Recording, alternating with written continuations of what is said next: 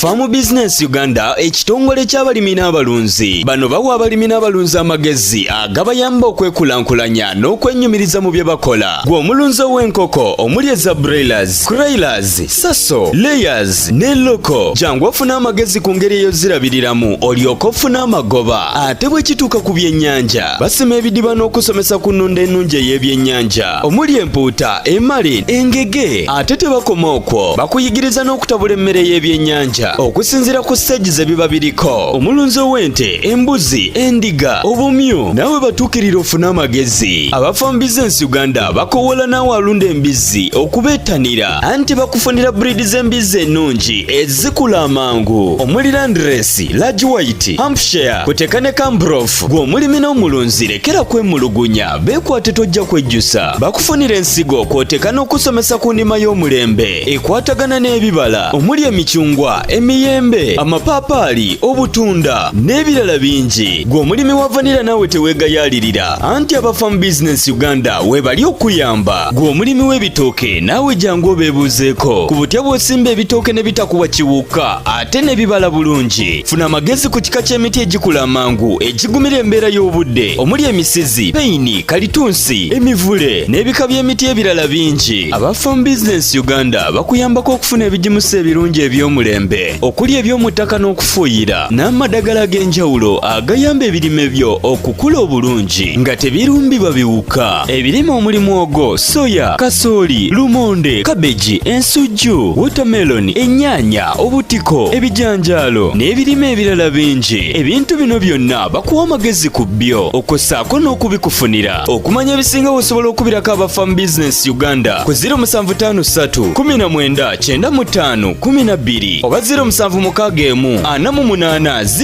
0004. Osobola n'obafunira ku WhatsApp ku 0752 83 84 89. Farm Business Uganda, farmer to farmer, mulimi ku mulimi.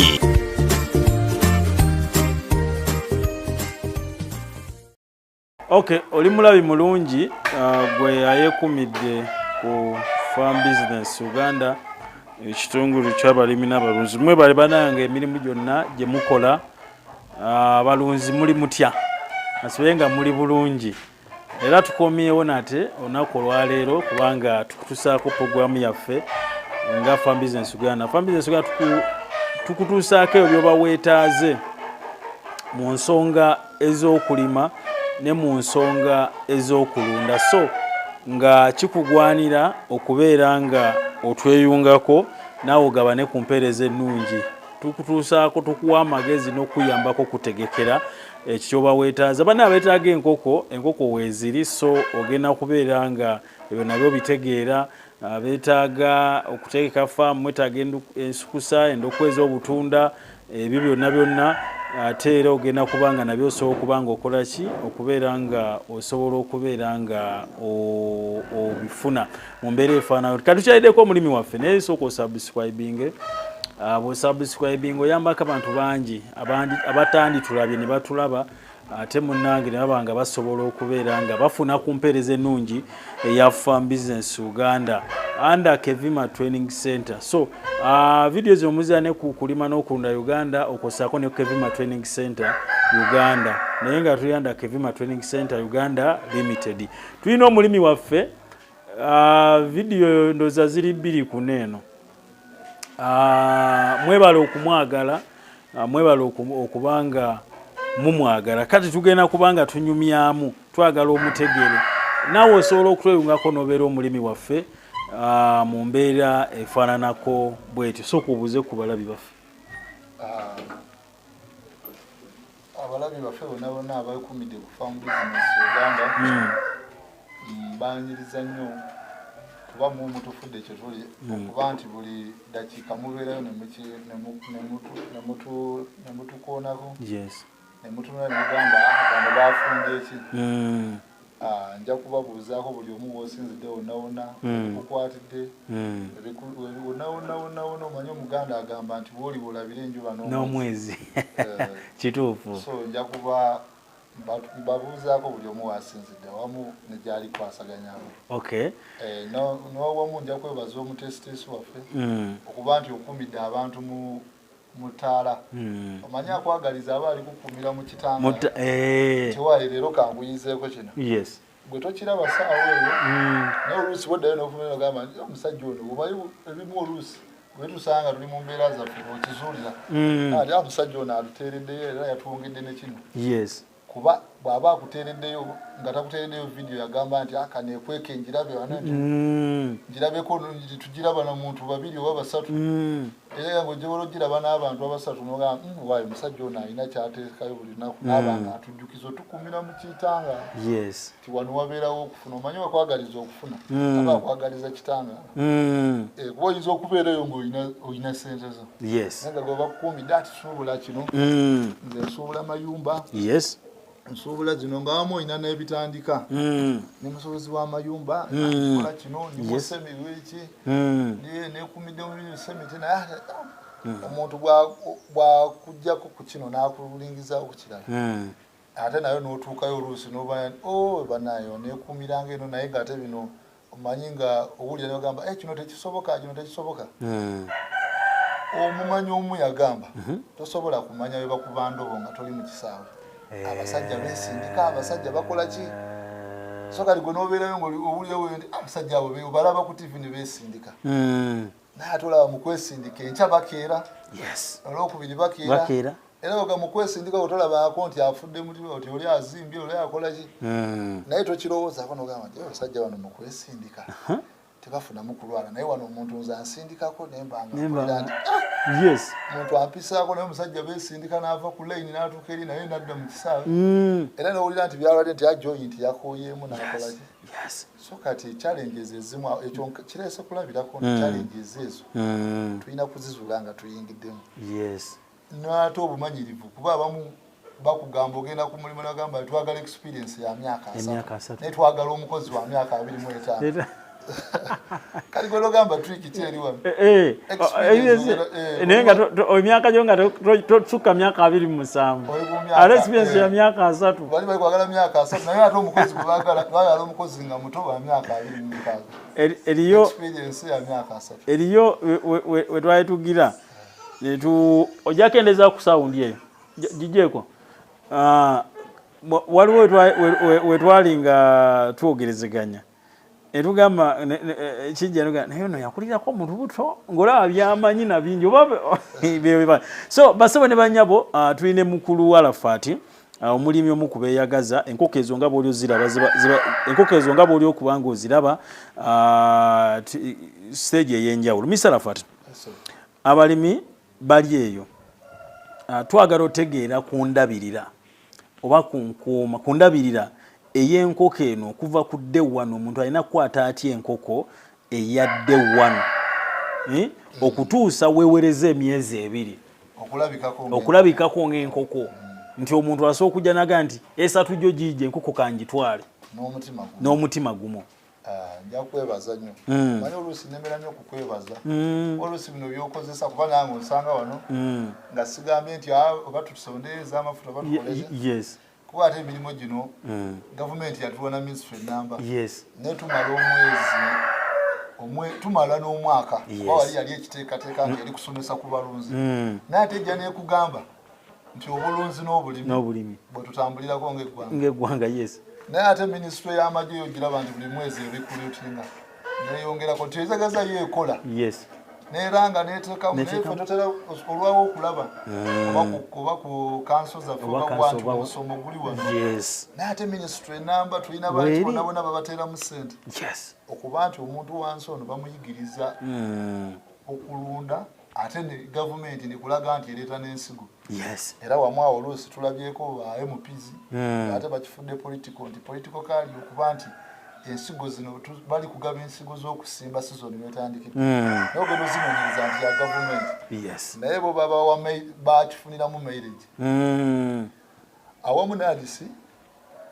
oluusi olumu ffe ngaafe abalimi abalimu oluusi tugimanya kuba nabaddeko mu musomo ogumu gwa FSM ne SEHE yo yagambye erigenda tuyamba mu agrobusiness okutwongerako mu skills yagambye yena tukola sanitizing kutwongerako mu katale ebintu nga bisatu byeyagambye tegenda twongera wabula tegenda tuteekamu ssente amakulu nti egenda tubangula na kutwongerako na kututeekateeka wabula bw'ogibuuza nti egenda tuteekerateekeramu kyekyo kyereese kuba omuntu okuteekerateekera abamu bagamba nti nga gavumenti bweri gaba ssente za PDM zongenda zigaba wabula kankuteeketeeke ssente zino zikutuukeko nti nkulambuzizaako w'amatovu alima ebigogo matovu ono mu kulima ebigogo bye kikino kyafunyeemu somera kuwa ssente zino salawo bwengutwala wa Mr. Arafat bwengutwala ku byennyanja onaafuna idea ki bwenoovaayo n'ogamba nti okusinziira bwendabye ebyennyanja bino byetaaga kino enkoko zino nja kuzisobola wabula ate ebyo yazze buzze tukole ki ebangule abamu omuvubuka omu yabuuza n'abuuza nti egenda tuteekerateekera na Uganda erinako faamu erinako wano yo nga yo gavumenti erinako projekiti gisobola ogendamu ne tusoma oyo n'agamba nti nomuvubuka n'agamba nti tetugiwulirako tekikola ki omu n'agamba nti bwe baateekateeka bonna asidi obikoze bitya baani abalina okutambuza puroguramu gye weebali naye omuvubuka ono ng'omuntu wa wansi tategedde kimala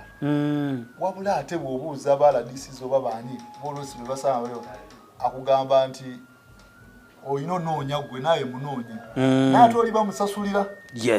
oli kundawooza ndowooza ondaba mu gundi olaba ensonga yange gwe matovu bakusasulira gwe toli wano ze wano okutulambulako ng'abalimi naye toli tosasuddwa naye ate gwe oli ali mu ofiisi enti afuna emiliyoni 3 okubanga ategeeza omuntu wa wansi kyalina okukola poroguramu eno ne gavumenti weeri nga bwolaba Museveni nti asobola otwalayo abantu ekyankwanzi n'abasomesa kati wano tetulina asobola tutuusayo so kati poroguramu eyo yazze era ffe abadde bange netugamba ffe challenges tuzina naye era tetuzinayo tusobola ziwaaba ate kati gogenda tutendeka ku ki kyetugenda okukola skills zino nawagula business omaze tulaba tuligikola tugamba nti ebyo bye batakola mu gavumenti nti gavumenti ekedde negaba ensi kusaza emwanyi naye neziretera alafa zalafa na specializing mu nkoko ntegeera enkoko era emwanyi ezo bwensimbako esatu yagagambye nti asobola akoleki atwale so nkwebaza nnyo ku nsonga eyo awamu ngenzeko nemba nga ntangaziza omukulu kyagezaako okuleeta nti ffe emirimu gino gye tukola gavumenti yandibadde ffe beeteekamu n'essente bwekityo bwe kiri naye essente eriteeka eri mu magye sente eyongere minisitule ey'amagye bagyongedde biliyoni zibwe ziti kyokka ate newaffe mu byobulimi agriculture ne bagisuula awo kyokka ate ffe omanyize ntera ogamba companies zino eno ezimu eziranga zize erife abalimisa nga zaaga tuzikolere okitegeera obulamu ne gavumenti ekyo kyeyandikoze olikitegeera nti bano abantu batuuka ku bantu bangi olikitegeera abalimi bootuukako bangi oba abalunzi gwe yandibadde omuntu ufuba okukwata ssente okubanga olina abalimi bangi singa essaawa zino nina gwe nali njogera naye ne mugamba nti essaawa zino nongamba nti mu ddakiika zino ndeetera abalimi 200 mu ssaawa emu baba bamaze okutuukako waneeno olikitegeera abatali bagombolinga abalimi abobugaali abavuzi ba boda olikitegeera so mu bufunze basebo ne banyabo mukulu asiima nga namwe mukola ki we musiima kubanga ntero ga abantu abasinga ntiraba guno omusomo gwe tuteeka kuno online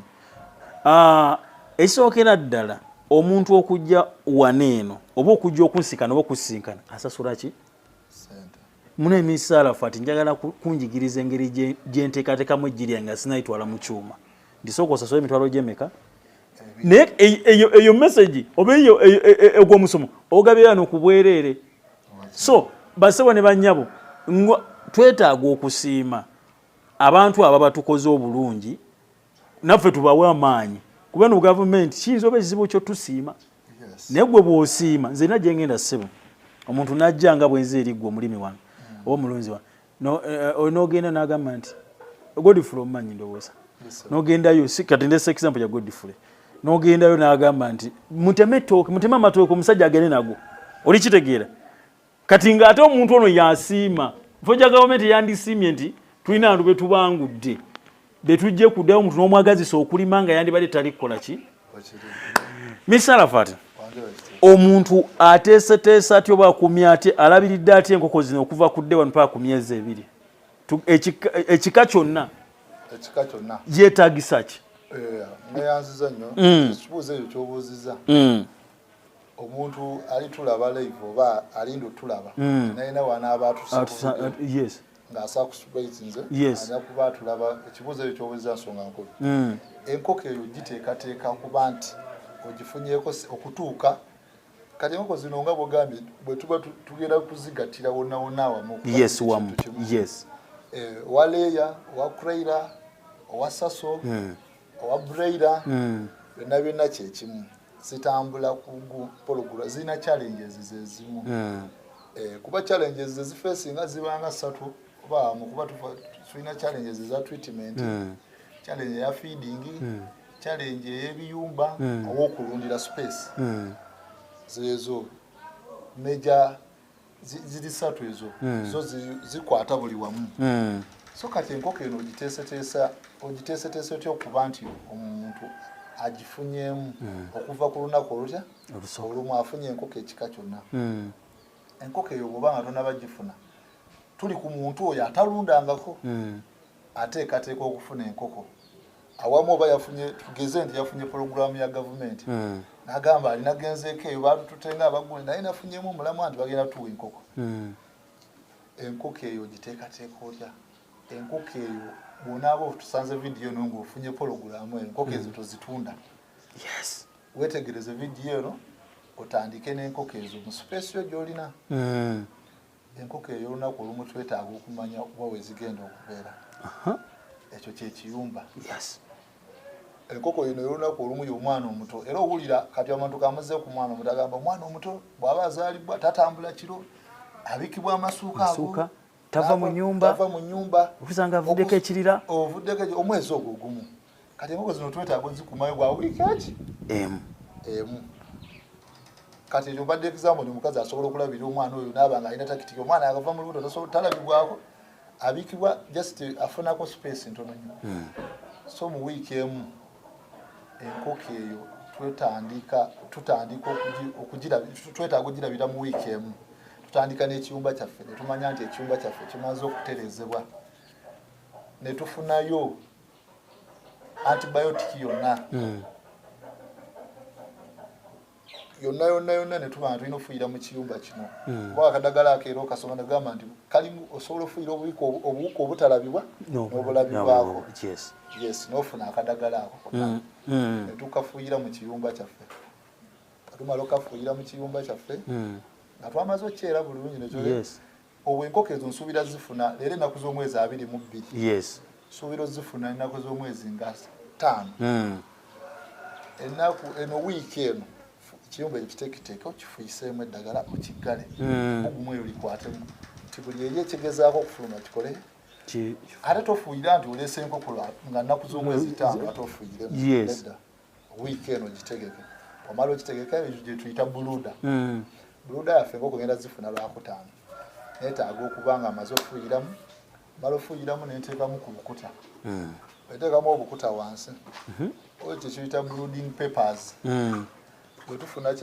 bwe tufuna brooding paper eyo tokozesa luveera si lulungi wabula brooding paper eri eba esobola okuobservinga buno amazzi gonna agava mu nkoko pupu bikoze bita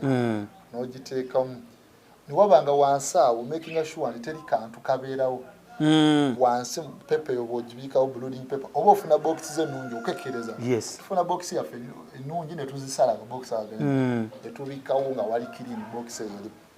netuula ku bukuta buli mu luumu yaffe kati luumu eno yandibadde size ki omuntu ali brooding eko tetwetaaga woolo nene lwaki tetwetaaga woolo nene okumaintaining ebbugumu wiiki emu koke neringa mwana mu wiiki emu ejja kwekukumeke gwe maama waayo twetaaga luumu era abalunzi abazinze nga balunda agamba buluda yange era buluda ye yamala n'agitereka ya wiiki emu wiiki 3 ku mwezi ekinene nnyo twetaaga luumu entono eyo luumu entono eyo kwe kisinzira enkoko eyo naye luumu yeetaaga fuuti nga 12 ate luumu eyo n'ogipartitioningamu n'oziba buli kituli n'oggalawo kati abali modernized bw'oba olina amasannyalaze waliwo gye bayita brooding bulbs mulimu eyo esatu mulimu eyo kisinzirawo onaaba okutte ku sensiyo balubu eyo esobola okuyamba providing ebbugumu 24 hours kati ebyo kyetaaga nga oli modernized osobola okubeera ne backup ali mu kyalo yo tulina kukozesa nkola yaffe ey'okwata tetukutte ensuwa zaffe netuteekamu naye n'otuukamu n'oliwulira ebbugumu lino banaye lyangu kulaba nti mweriri eringa mpewo bw'ofuluma bweru oti neetaaga jaketi bw'oyingira mu kiyumba n'ogamba mbwewo newe olipimisa naye n'owulira nti ebbugumu lino lyempulira muno at least li 37 oba twetaaga ebbugumu eryo 37 okuba nti tulikuuma wiiki namba noba nga olikendeezaako olikuumirawo ensuwa ezo tulina oziteeka awantu nga tewabuguma ate paka omuntu agenda kuleeta ate ensuwa togituuza wansi kubanga ko kajja kujjako ko keetaaga bugumu kate kolerosi ensuwa eyo tugisitula awantu okuba nti abamu bazifuna n'engeri gye bazisiba ng'ekkamu obusibu ekyo eba nga providing ababugumu eyo ligivaako kuba ebeera n'ebituli ebeera ne tokwata ate ensuwa yo gy'onyweramo amazzi waliwo gye tuyita brooding pot ebeera n'ebituli ku mabbali okwo era abamu baziraata abamu oluusi ze bateekamu n'ebimuli ezo ekikabu ekityo so kati twetaaga gundi eyo bwekyo okuba nti twetaaga ekika ekyo ekyensuwa okubanga eri bwekyo ogisiba nti enkoko eno tekosebwa tufuna bwa bbugumu oziba buli kituli kati enkoko yaffe eyo obwo tuli kusetinga bulude eyo tugisetinze bbugumu oliwuli alituuseemu genda kupiikinga enkoko kuba ebbugumu eryo osobola n'oditeekamu n'okubira gwogenda ofuna nti zituuse olekamu ebino bye tulekamu wamangu okutuuka ku nkoko amazzi enkoko zino zirina okusooka zinywa amazzi eddakiika nga 5 1 hour tugiteeke mu 1 hour amazzi gano tugateekamu glucose wabula nze nja kuba nti kuba kati wano kyobola bankwebaza nnyo tubayigiriza ekisembayo n'ekyokuba nti ensawo entono ebintu bino omanyi ffe wetubeereyo bw'oyita mu bantu nebakuira ti alafa mukulu oyo mumwami w'enkoko oli agamba abo balina ssente bankoko alina ssente bayitawe kankuweko kano wamu nali ni kukyali nali ngendako eyo bayitawo evulabi alina omulimu gwegenda okyalirako waliwo wenatuuka ku kyalo ng'alina mukwano gwange ng'ali saidize eyo mubayira mu bitundu byeyo mugamba alina omulimu gwegenda okulabako nagamba nti omulimi sanga zigenza abalimi babeera ne ssente tebayingira buyingizi muki abalunzi b'enkoko nno bwe babeera ne ssente kati nga yakimanyaawo kati kirabika bwe yakiyita kungulu omanya oluusi oli bwakulaba nga zifulumyawo ti eneena enkoko 2 aba alina kalikyuleeta aba yagimaze okugattamu agamba omusajja ono yeetaaga kuteeka ojukiza omusomo gwe twategeka twategeka omusomo kati abaana be twategeka ne bagamba nti omusomo tuguteeke ku mitwalo emeka abantu bagenda kujja nebagamba omusomo tuguteeke ku mutwalo gumu Farm Business Uganda ekitongole ky'abalimi n'abalunzi bano bawa abalimi n'abalunzi amagezi agabayamba okwekulankulanya n'okwennyumiriza mu bye bakola gwe omulunzi w'enkoko omuli eza broilers, crailers, saso, layers ne loko jangu ofuna amagezi ku ngeri ey'ozirabiriramu olyoke ofune amagoba ate bwe kituuka ku byennyanja basima ebidiba n'okusomesa ku nnunda ennungi ey'ebyennyanja omuli empuuta, emali, engege ate tebakoma okwo bakuyigiriza n'okutabula emmere y'ebyennyanja okusinziira ku stage ze biba biriko omulunzi ow'ente, embuzi, endiga, obumyu nawe batuukirira ofuna amagezi aba Farm Business Uganda bakowola naawe alunda embizzi okubeetanira anti bakufunira breed z'embizzi ennungi ezikula amangu omuli Landrace, Large White, Hampshire kuteka ne Cambrough gwe omulimi n'omulunzi lekera kwemulugunya beekwate tojja kwejjusa bakufunira ensigo kwoteka n'okusomesa ku ndima y'omulembe ekwatagana n'ebibala omuli emicungwa emiyembe amapaapaali obutunda n'ebirala bingi gwe omulimi wa vanira naawe teweegayaalirira anti aba Farm Business Uganda webali okuyamba gwe omulimi w'ebitooke naawe jangu obeebuuzeeko ku butya bw'osimba ebitooke ne bitakuwa kiwuka ate ne bibala bulungi funa amagezi ku kika ky'emiti egikula amangu egigumira embeera y'obudde omuli emisizi, peyini, kalitunsi, emivule n'ebika by'emiti ebirala bingi aba Farm Business Uganda bakuyambako okufuna ebigimusa ebirungi eby'omulembe ebirime okuli eby'omuttaka n'okufuuyira n'amadagala ag'enjawulo agayamba ebirime byo okukula obulungi nga tebirumbibwa biwuka. Ebirime omuli mwogo, soya, kasooli, lumonde, kabeji, ensujju, watermelon, ennyaanya, obutiko, ebijanjaalo n'ebirime ebirala bingi. Ebintu bino byonna bakuwa amagezi ku byo okossaako n'okubikufunira. Okumanya ebisinga osobola okubirako aba Farm Business Uganda ku 0753 19 95 12 oba 0761 48 0004. Osobola n'obafunira ku WhatsApp ku 0752 83 84 89. Farm Business Uganda, Farmer to Farmer, mulimi ku mulimi.